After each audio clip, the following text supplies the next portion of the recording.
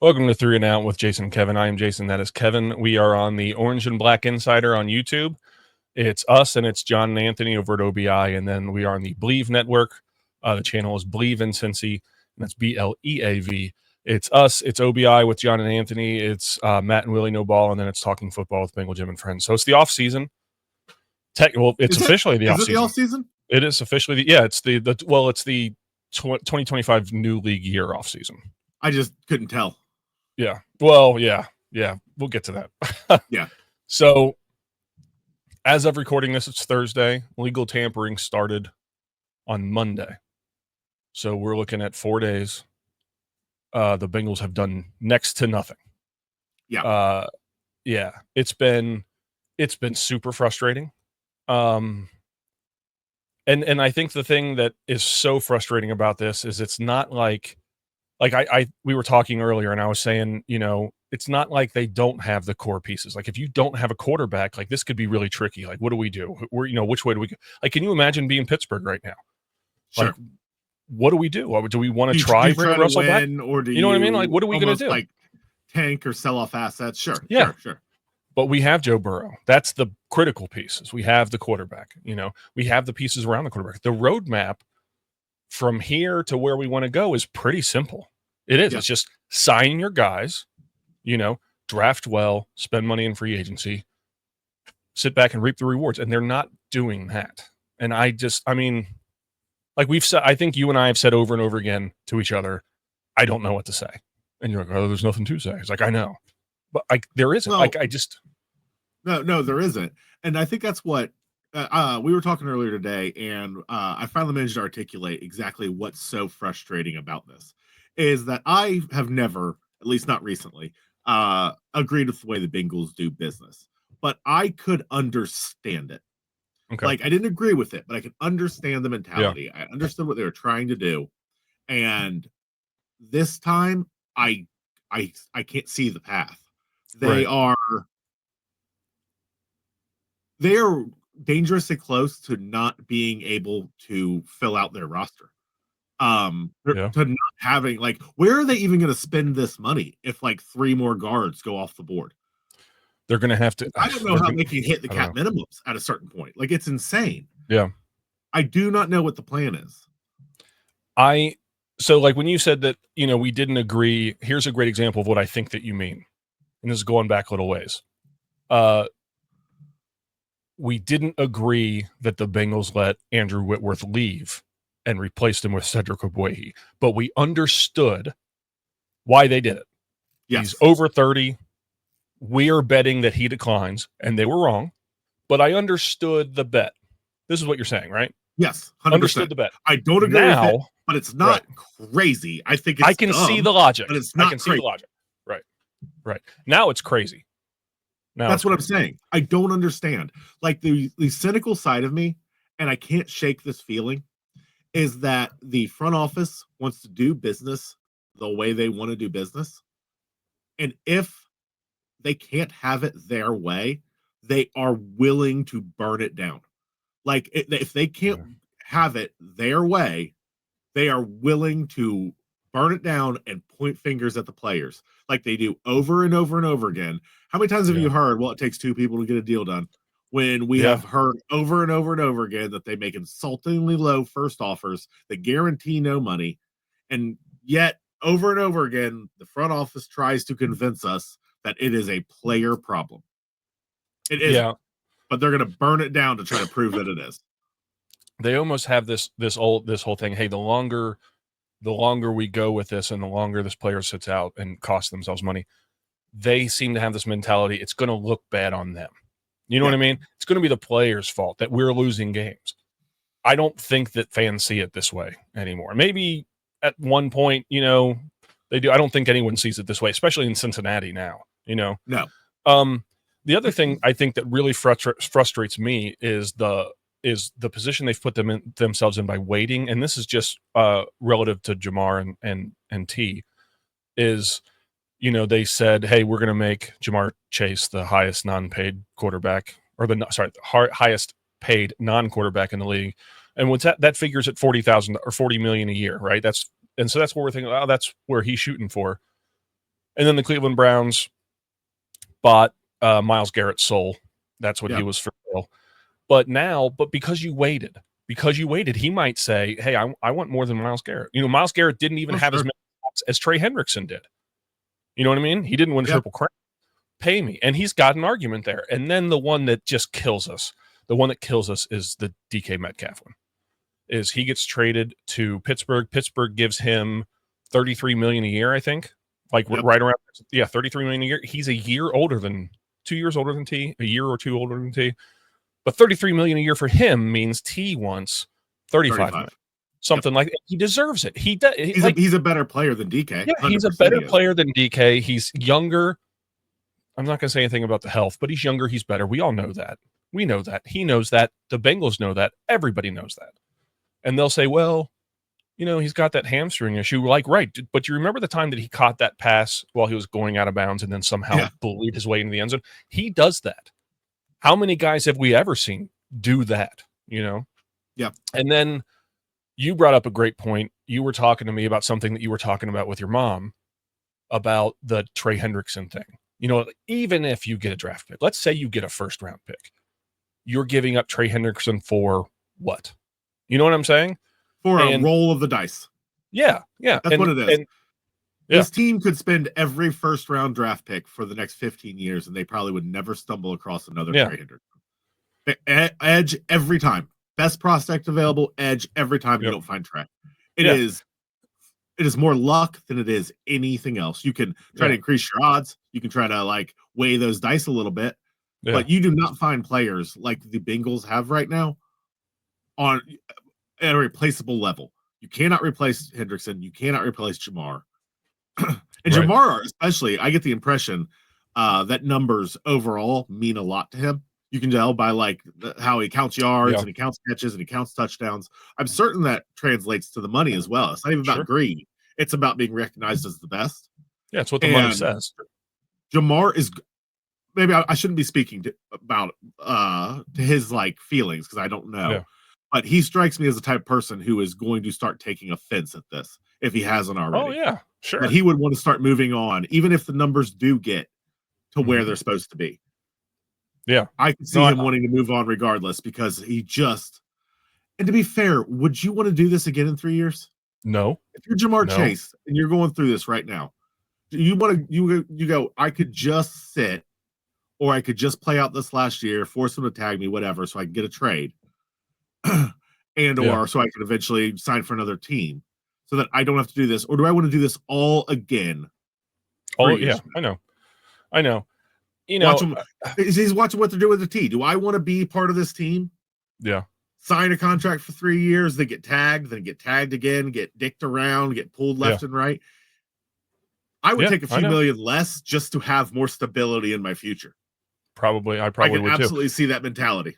Yeah, I think the worst case scenario here is they continue to not really do anything other than add rotational or role players or whoever, just, nobodies. Not to say that some of the guys they have signed, they'll be good players, they'll be role players and stuff like that. But worst case scenario is they don't extend to you. They just expect him hey, I'm assuming you're going to be a man of your words and play out, on your cap. And he probably will, but maybe he won't. Would you blame him if he didn't? No. I wouldn't blame him. I think he will, but I think he will too. But I think that they'll say, well, we're going to force you to do that. And then we're just going to tag Chase next year. Just the longer we can just keep cheap wide receivers. You know what I mean? Yeah. And we'll just replace T. But that just, to me, that says to a player, we don't care anything about you at all. We don't care about your career. We don't care about your future. We care 100% of what you can give us. And we don't give a shit about what you get from us back. You know what I mean? You are bought and paid for. Shut up and play football. Yeah, I know. So yeah, super frustrating. I do want to say, so I'm happy about Mike Gesicki. That was the earliest thing that we got. We will get into this in just a second. That's my final. That's probably not my final point. I plan on ranting and raving this entire damn episode. But that's maybe the worst part about all this is I look forward to this time of year all year. And I should be excited about Gesicki. I wanted to bring Gesicki back. I wanted to bring BJ Hill back. I think TJ is going to be a good piece for this D line. Yeah. I don't care because I'm just hyper focused on all the players one by one by one, just slowly disappearing off the board. And I'm hyper focused on T and Chase and Henderson. And what's the latest rumor? Yeah. It is absolutely killed my enthusiasm for both the free agency period and the draft as well, if I'm being honest, because I start getting burnt out on draft until free agency starts, and then you start seeing where the pieces fall, and you go, okay, I see that. Okay, we go over here for this, we go over there for that. Okay, I can see the team. It's just a blank slate. Yeah, I know. It's I totally agree about the getting burned out on mock drafts. Is the last few days you're thinking like, oh man, I really want free agency to get here so I don't have to keep focusing on defensive tackle. You know what I'm saying? Like like it's super frustrating now because you're right. They could take anything in the first round other than quarterback. Anything. Can you think of a position that's out other than quarterback? I could see wide receiver. I could see tight end, offensive line, maybe offensive tackle's the only other one. Because they got. I mean, I could see him grabbing a tackle and playing him as guard and then pushing him out. So tackle is absolutely still an option. Yeah. It is the entire. Yeah. They have done nothing to improve the team. I know. They need like 12 draft picks if they're going to try to do this through the draft. They have 6. Mm-hmm. There's like 4 good guards left. There's almost no good pass rushers left. If we go out and we sign Hernandez, Jenkins, and Calais Campbell, then we'll be. Yeah. It's great. Okay, we'll be okay. But right, I'm just saying this opportunity is huge. Well, yeah, it's huge. But like, if we got those 3, then you think like, okay, they've done something. They have like some sort of concrete foundation. They can go into the draft. You know what I mean? And we can maybe build something off this. But it's not going to happen. I just don't think it's going to happen. I've seen guys sign contracts elsewhere that I thought were insanely cheap. Like, why wouldn't you go in on that? Yeah. You know? Kevin Zeitler is a great example of that. He signed so much cheaper than I thought he would, and it just was like, for them, it kind of seemed like they were just like, whatever. I do wonder, do you think Zeitler wanted to come back? I don't know. If I was Zeitler, I wouldn't come back here. But but he was here with Andy, I mean, now you got Joe, how cool, if you're going to block for somebody, I'd like to block for Joe Burrow. Where did Zeitler even go? I don't remember where he went. Yeah. Yep. Yeah. Ugh. Don't even have a quarterback. So, yeah, I'd much rather come to Cincinnati than go to Nashville. Well, no. I'd rather live in Nashville than Cincinnati, but I'd rather play football for the Bengals than play for the Titans, yeah. So, yeah, it's frustrating that they have just seen this whole thing. I kind of thought, like, oh, we see the writing on the wall. We released Kappa. You know what I mean? That was quickly. That was quicker than I thought it was going to happen. Which made me think, man, they're going to hit free agency hard. Yeah. I even joked with you. I sent you a text message about it. I said, well, the illegal tampering must be going really well. Yeah, I know. Because they cut him so early. That must be a good sign that all their like secret but not secret negotiations that every team undergoes for 2 weeks before free agency starts was going well. No, apparently not. Apparently they don't. Jason, I think there is a 30 to 40% chance Cody Ford is starting guard at the beginning of the season. That's the thing that worries me now, thinking about it, is like they brought Cody Ford in, and I was like, oh, that's a really good, I'm glad he's back. Because he's he can play guard, he can play tackle, he's not really great at either one of them, but he's versatile, and that's a good backup to have, And the more I think about it, the more I think is they're thinking, hey, those 2 games that Cody Ford was really good at left guard or right guard, wherever it was. Yeah.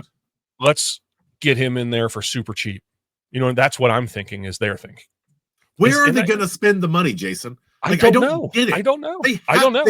They have to, according to league rules, spend a certain amount of money. I know. What are they even going to do? Are they going to sign Kevin Jenkins for $25 million a year? I don't know what they're planning on doing. I hope not. Just something.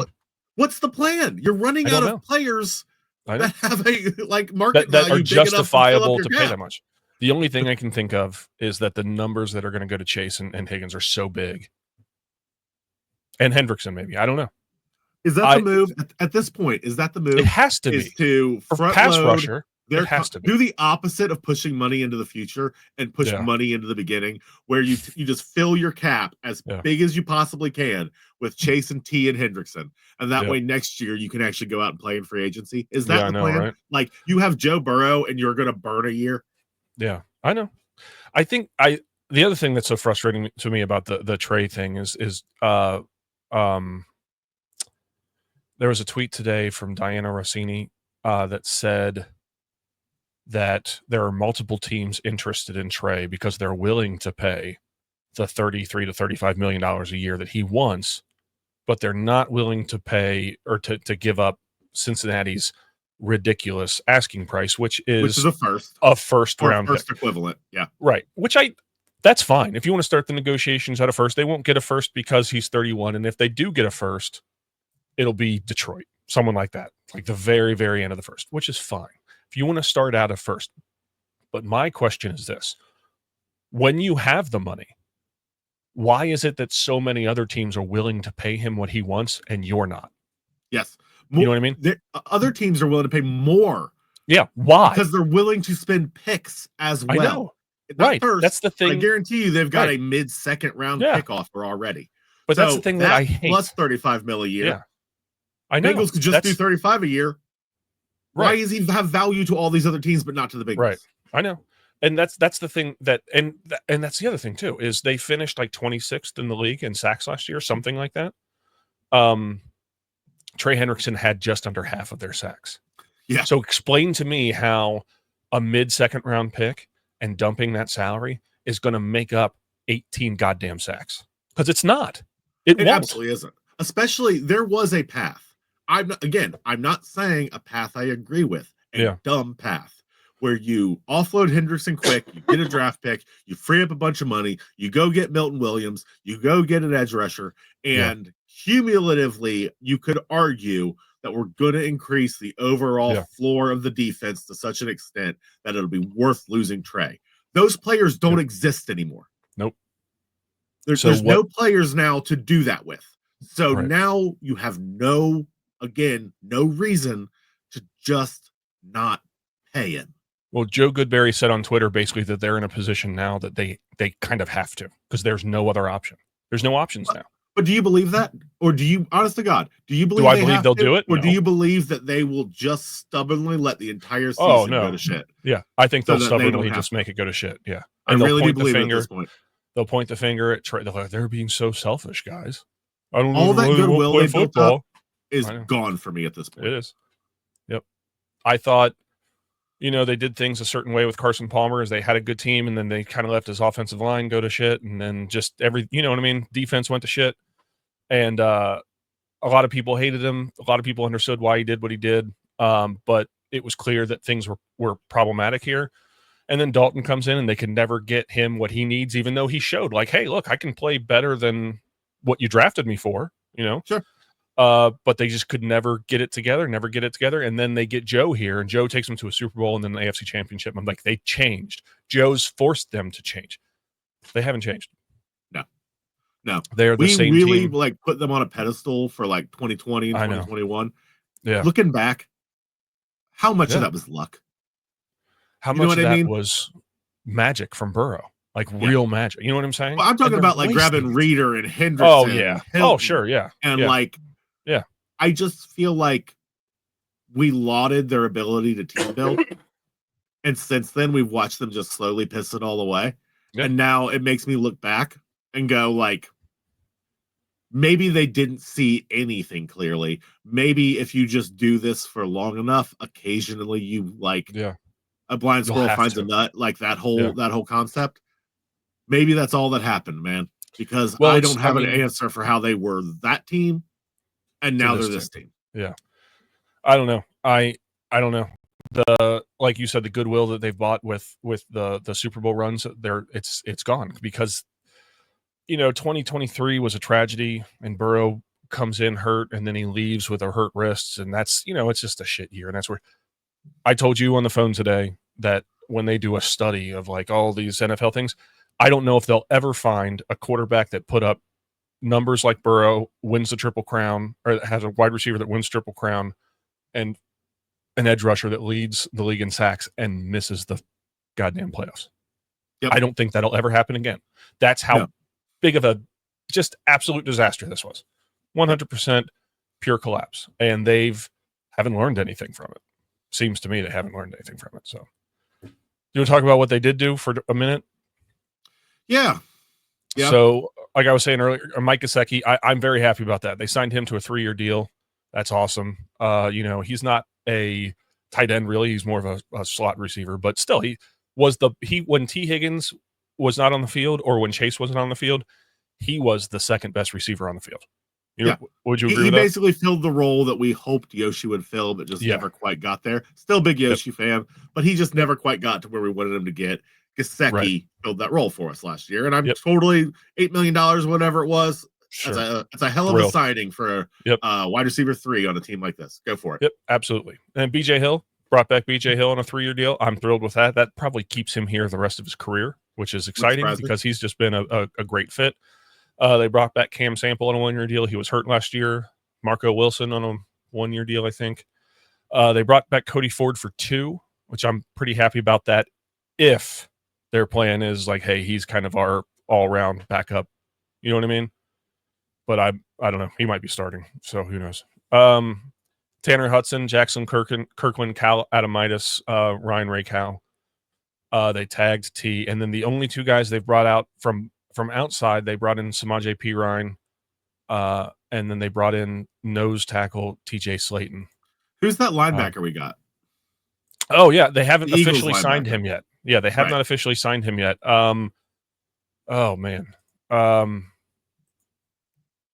don't know. Yeah, my phone's dead. Otherwise, I'd look it up. He is intriguing for me. The numbers he put up and the grades he has is kind of wild for the limited role they let him play. I don't know enough about the Eagles franchise to know how they do business. If it was an Anarumo situation where he has his guys and they don't like playing newer people or whatever, but I would like more information if I could find it. So why he didn't get more playtime after he showed up the way he did. Because he showed up like he played like all three playoffs, right? All 3 playoff runs. Yeah. Yep. Oren Burks, I totally forgot about him. And the reason I forgot is because I was looking at the Bengals official site and they haven't listed him here because they haven't, I guess, officially signed him yet. And I don't know why. Oren Burks, he was back up through most of his time there. And then in the playoffs, he came in and just kicked ass. I think the reason he didn't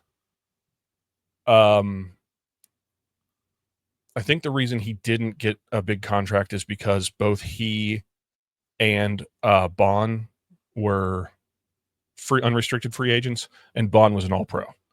So they had to pay him. I think that's the reason why Burks got away. I might be totally wrong. Why, but why did he just not even get more play time for the Eagles? Yeah, I don't know. You see what I'm saying? Like, that's my question, because from the highlights I've watched, and I haven't done a ton of homework on this. I've been busy refreshing Twitter every 30 seconds. But for what PFF grades him as, for the stats he put up, for the clips I've seen, it seems like he's absolutely starter level. And I don't really know why he didn't get that opportunity. That's my only question with him. But other than that, I'm happy with the signing. I think he's got a lot of potential. Yep, I agree. It's a 2-year contract. I don't know right now if he's an ADG replacement or if he's a Jermaine Pratt replacement. You know what I'm saying? Like Logan Wilson's the guy. I don't know if he's going to be, he's going to be because Akeem Davis-Gaither's gone. I don't know if he's going to be kind of his guy or if he's going to come in and try to replace Jermaine Pratt, who's still on the roster but has requested a trade. So that's another one. He requested a trade because he knew he was going to get cut. But now he's not going to get cut because I don't know if you heard. They have to spend the money. Yeah. Well, when Duke Tobin said that the big problem we had last year was rolling out the same defense and as they got older. And then we went ahead and we're rolling out the exact same defense. I don't know if you knew that was the plan, but that was always a trick. That was always a trick, Jason, just to confuse the other teams, to not let them know what we're going to do. But guess what? It's the same defense. Which is surely. It's just, I want to be excited for BJ Hill. Do you know what I mean? I like the signing.